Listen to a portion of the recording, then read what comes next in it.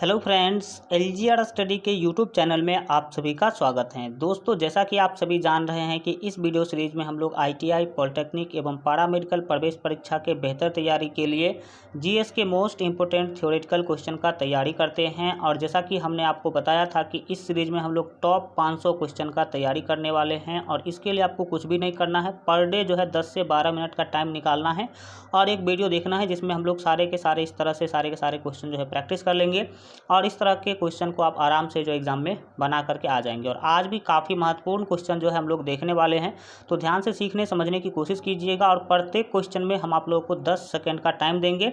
जिस 10 सेकंड में आप लोग जो है कमेंट बॉक्स में आंसर लिखेंगे, इससे आप लोगों को पता चलेगा कि कितने क्वेश्चन हम लोग पहले से जानते हैं। क्योंकि आपको बता दें कि इसमें अधिक से अधिक क्वेश्चन हमने प्रीवियस ईयर में जो क्वेश्चन पूछा गया है उस टाइप का लिया है। तो आप लोग कमेंट में आंसर जरूर कीजिएगा, इससे आपका कॉन्फिडेंस लेवल जो है बढ़ेगा। तो चलिए शुरू करते हैं और आपको पता भी चलेगा कि हाँ कितने क्वेश्चन हम आराम से जो है बना सकते हैं। यहाँ पर आज का जो आपका फर्स्ट क्वेश्चन है, जीवों के द्विनाम पद्धति डेट मीन्स बाइनोमियल नोमेनक्लेचर के जन्मदाता कौन है, ये आपको बताना है। ए ऑप्शन में आपको मेंडल दिया गया है। यहाँ पर नेक्स्ट है लिनियस, लेमार्क या डार्विन। क्या राइट आंसर हो जाएगा? आप सभी कमेंट के अंदर जल्दी से जल्दी जो है लिखने का कोशिश कीजिए। मैं आपको बता दूं कि यहाँ पर जो आपका फर्स्ट के लिए जो सही आंसर होगा वो आपका बी होगा। याद रखेंगे, लीनियस। ठीक है, लीनियस ने जो है बाइनोमियल जो नोमेनक्लेचर है, द्विनाम पद्धति है, इन्होंने देने का जो है काम किया है। और आपको पता होना चाहिए कि द्विनाम पद्धति के अनुसार मनुष्य को क्या कहते हैं? होमोसेपियंस कहते हैं। द्विनाम पद्धति में मनुष्य को क्या कहते हैं भाई साहब? याद रखेंगे, होमोसेपियंस। नेक्स्ट आपके 2 नंबर क्वेश्चन है, पूछा जा रहा है कि कौन सी धातु कॉपर सल्फेट के घोल से जो अभिक्रिया नहीं करती है। कॉपर सल्फेट के घोल से जो है अभिक्रिया कौन सा धातु नहीं करेगा? Fe, Ag, Mg या जिंक। तो क्या सही आंसर होगा? आप सभी जल्दी से जल्दी कमेंट के अंदर लिखने का कोशिश कीजिए। और मैं आपको बता दूं कि यहाँ पर जो आपका सही आंसर होगा वो बी होगा। याद रखेंगे, Ag आपका बिल्कुल जो है सही आंसर होगा, जो कि कॉपर सल्फेट के घोल से अभिक्रिया नहीं करती है। नेक्स्ट देखेंगे आपके 3 नंबर क्वेश्चन को। 3 नंबर क्वेश्चन के द्वारा पूछा जा रहा है कि जब ब्लीचिंग पाउडर की कार्बन डाइऑक्साइड के साथ अभिक्रिया करते हैं तो क्या होता है। ए ऑप्शन, यह गैस को अवशोषित कर लेता है।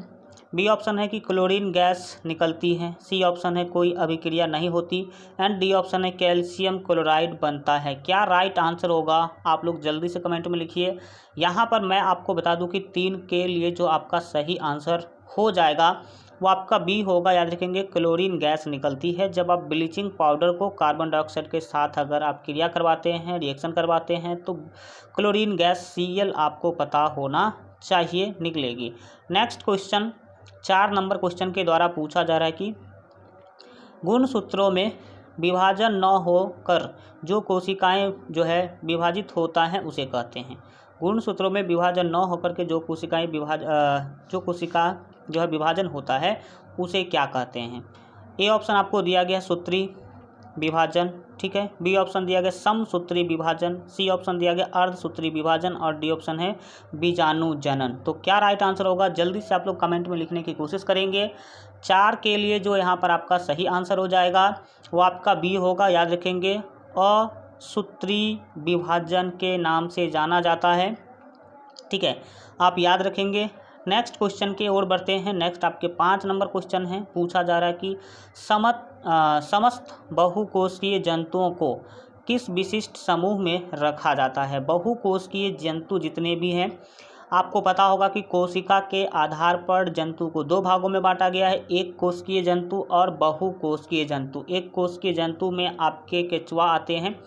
ठीक है, शैवाल, अमीबा, ये सारे के सारे एक कोशिकीय जंतु हैं। लेकिन बहुकोशिकीय में हम जैसे मानव, जितने भी हमारे जैसे जितने जीव है वो सभी आते हैं। इसमें बहुत सारा कोशिका पाया जाता है और एक कोशिकीय में केवल एक कोशिका पाया जाता है। तो जितने भी समस्त बहुकोशिकीय जंतुओं को किस समूह में रखा गया है। तो आपके 5 के लिए जो यहाँ पर आपका सही आंसर होगा वो ए होगा। याद रखेंगे, मेटाजोआ कहते हैं इसको। क्या कहते हैं? मेटाजोआ के नाम से जानते हैं। नेक्स्ट आप 6 नंबर क्वेश्चन का आंसर करेंगे। पूछा जा रहा है कि निम्नलिखित में से कौन सा जीवाश्म ईंधन जो है नहीं है। जीवाश्म ईंधन कौन नहीं है? प्राकृतिक गैस, पेट्रोल, कोयला या काठोल कोयला यानी कि चारकोल जिसको कहते हैं, काठो कोयला। तो राइट आंसर जो यहाँ पर आपका सही हो जाएगा 6 के लिए वो आपका चारकोल हो जाएगा। डैट मीन्स डी ऑप्शन आपका बिल्कुल जो है सही आंसर होगा।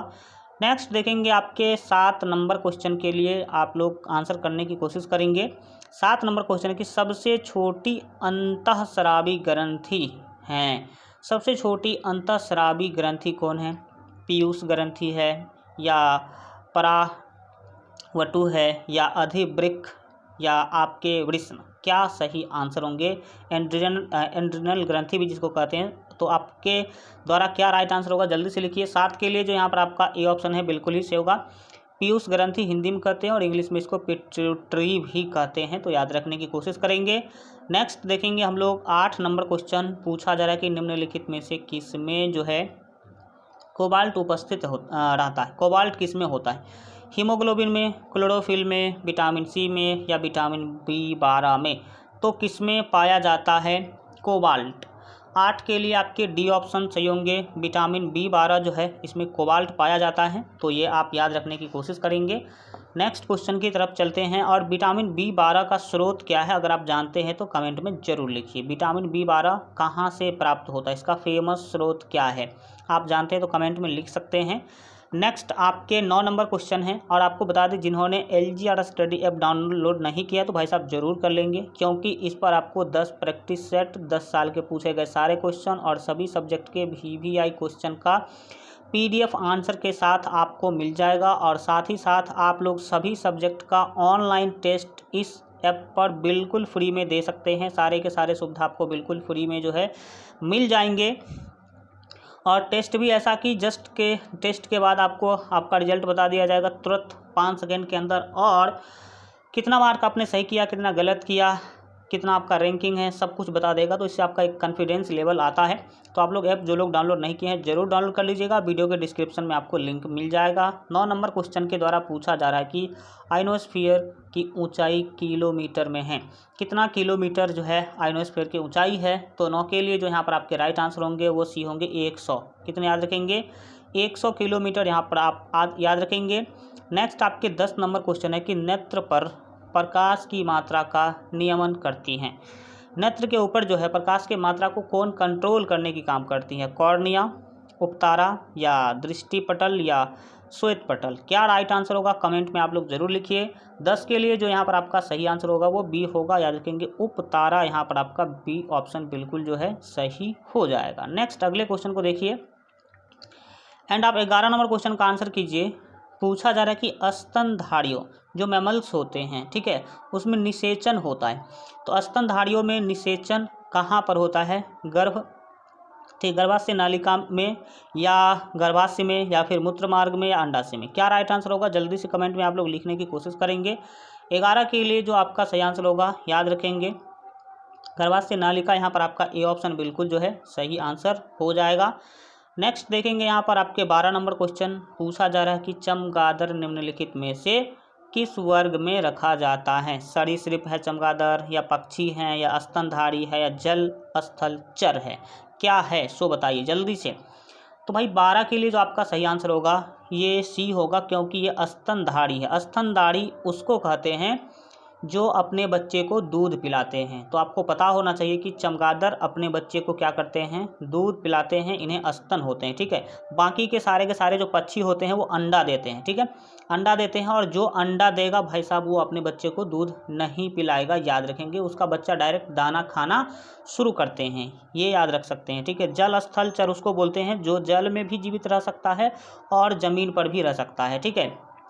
स्थल पर जैसे मगरमच्छ है, मेढक है, ये सारे के सारे जीव जो है उभयचर के नाम से भी ये जाना जाता है। 13 नंबर क्वेश्चन है, आप लोग आंसर करेंगे।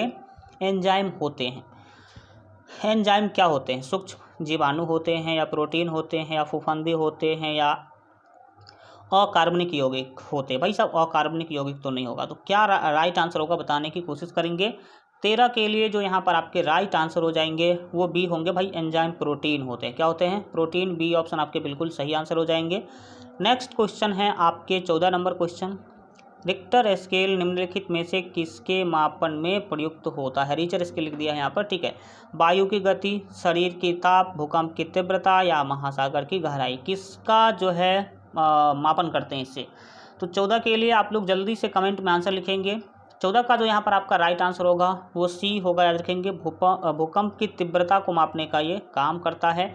नेक्स्ट आएंगे भाई साहब, देखेंगे आपके 15 नंबर क्वेश्चन। वनस्पति तेल के हाइड्रोजनीकरण में प्रयुक्त जो है उत्प्रेरक हैं।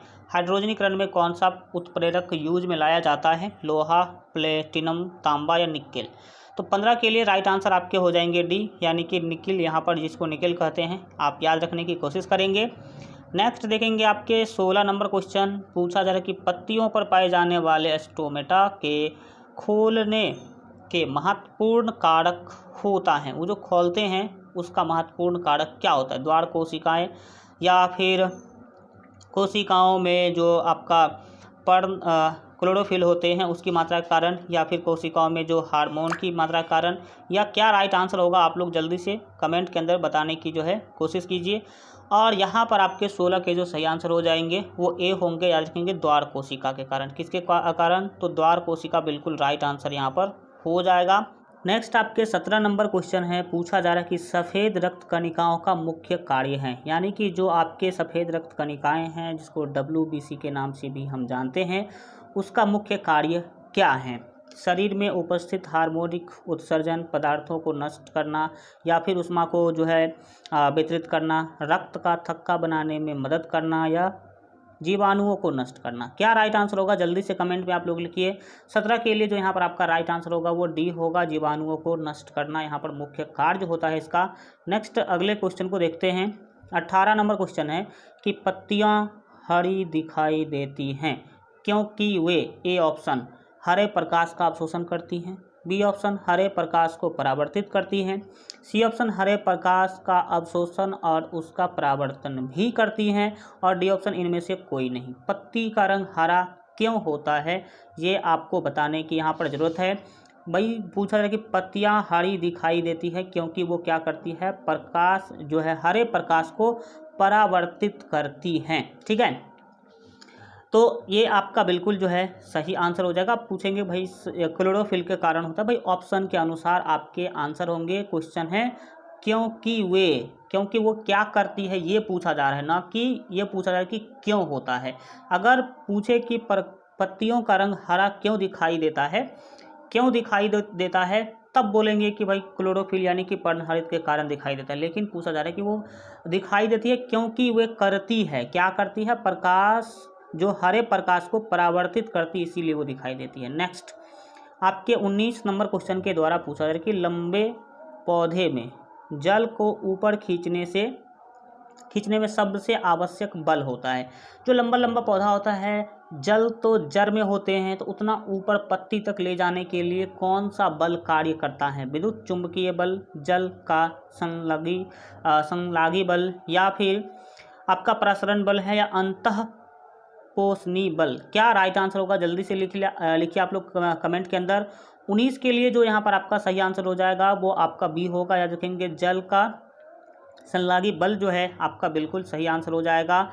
नेक्स्ट आप 20 नंबर क्वेश्चन को देखिए। पूछा जा रहा है कि निम्नलिखित जो है प्रोटीन में कौन सा है जो अधिकांश विषाणुओं के लिए प्रभावी होता है, जो वायरस होते हैं उसके लिए प्रभावी होता है? ए ऑप्शन दिया गया है ग्लूटेनिन, इंटरफेरॉन, या फिर केसीन, इनमें से कोई नहीं। तो 20 के लिए आपके बी ऑप्शन बिल्कुल सही हो जाएंगे, इंटरफेरॉन आपके बिल्कुल जो है सही आंसर होंगे। नेक्स्ट क्वेश्चन को देखिए, और यहाँ पर पूछा जा रहा है, आप लोग सभी लोग आंसर जरूर कीजिए, ठीक है। निम्नलिखित में से किस पौधे में लेटेक्स नहीं पाया जाता है? ये भी अलग अलग भाई सब पूछा गया क्वेश्चन, अगर आपने देखा हो प्रीवियस ईयर का क्वेश्चन तो ये पूछा हुआ क्वेश्चन है, तो आप इसको भी लगा लेंगे और ध्यान से समझेंगे। 21 के लिए जो राइट आंसर होगा वो डी होगा, याद रखेंगे, नीम। निम्नलिखित में कौन पौधे जो है लेटेक्स नहीं पाया जाता है? कौन पौधे में? तो आप याद रखेंगे नीम के पौधे में। नेक्स्ट आपके 22 नंबर क्वेश्चन है कि हृदय की धड़कनों को अंकित करने वाले उपकरण को कहते हैं? किस उपकरण से, किस मशीन से आप हृदय के धड़कन को मापते हैं, ये आपको बताना है। तो 22 के लिए यहाँ पर आपके ए ऑप्शन जो है सही हो जाएंगे, कार्डियोग्राफ यहाँ पर आपके बिल्कुल जो है सही आंसर हो जाएंगे। नेक्स्ट देखेंगे हम लोग जो है 23 नंबर क्वेश्चन पूछा जा रहा है कि एक है ना ज्योडेशीय, ठीक है, उपग्रह, एक ज्योडेशीय उपग्रह जो है अध्ययन करता है, किस चीज़ का अध्ययन करता है? पृथ्वी का आयु, पृथ्वी के भूगर्भीय स्रोत का, या फिर बादलों की गति का, या पृथ्वी का आकार, किसका अध्ययन करती है? तो इसके लिए जो यहाँ पर आपके सही आंसर हो जाएंगे वो डी होंगे, पृथ्वी के आकार का अध्ययन करने का काम करती हैं। ये आप याद रखेंगे। जितने भी साथी सेशन को लाइक नहीं किए तो लाइक जरूर कीजिए। नेक्स्ट क्वेश्चन है कि वाहन में इंजनों को ठंडा करने वाले उपकरण यानी कि यंत्र को क्या कहते हैं? तो 24 के लिए जो यहाँ पर आपके सही आंसर हो जाएंगे वो बी होंगे, याद रखेंगे।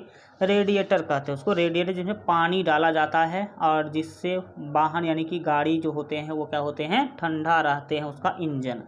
नेक्स्ट आप देखेंगे अपने 25 नंबर क्वेश्चन को, निम्नलिखित में से कौन सा रोग सबसे घातक है? चेचक, पोलियो, या फिर मलेरिया, या एड्स? क्या है भाई साहब, आपको पता होना चाहिए, जल्दी से लिखिए कमेंट करें। सबसे घातक चेचक हो जाएगा, कुछ दिन में ठीक हो जाएगा। पोलियो में भाई ज़िंदगी कुछ चलता है। मलेरिया हो जाए तो ठीक हो जाएगा। भाई एड्स सबसे खतरनाक बीमारी है, तो आप लोग इससे सुरक्षित रहे, बचे, मैं यही कहना चाहता हूँ। ठीक है, तो डी आपके बिल्कुल सही आंसर हो जाएंगे। और इस तरह से आज आपका जो वीडियो है वो कंप्लीट हो गया। आज का वीडियो कैसा लगा कमेंट के माध्यम से ज़रूर बताइए। जितने भी साथी सेशन को लाइक नहीं किए तो लाइक कर दीजिए, शेयर ज़रूर कीजिए अपने दोस्तों में, दोस्तों को बताइए। और आप जैसा कि जानते हैं कि इस चैनल पर ITI पॉलिटेक्निक और पारा मेडिकल का संपूर्ण तैयारी करवाया जा रहा है, तो आप इस चैनल को सब्सक्राइब जरूर कर लीजिए। LGR स्टडी ऐप जो भी साथी डाउनलोड नहीं किए हैं तो ऐप ज़रूर डाउनलोड कर लीजिए, क्योंकि इस पर आपको 10 प्रैक्टिस सेट, 10 साल में पूछे गए सारे के सारे क्वेश्चन और VVI क्वेश्चन के सारे PDF आपको बिल्कुल फ्री में मिल जाएंगे। और ऑनलाइन टेस्ट भी आप इस ऐप पर बिल्कुल फ्री में जो है दे सकते हैं। वीडियो के डिस्क्रिप्शन में लिंक है, वहाँ से आप लोग डाउनलोड कर लीजिए, नहीं तो प्ले स्टोर पर सर्च कीजिएगा LGR स्टडी ऐप, तो वहाँ से भी डाउनलोड कर सकते हैं। मिलेंगे हम लोग अगले क्लास में, तब तक अपना ख्याल रखिए और LGR स्टडी देखते रहिए। Thank you so much.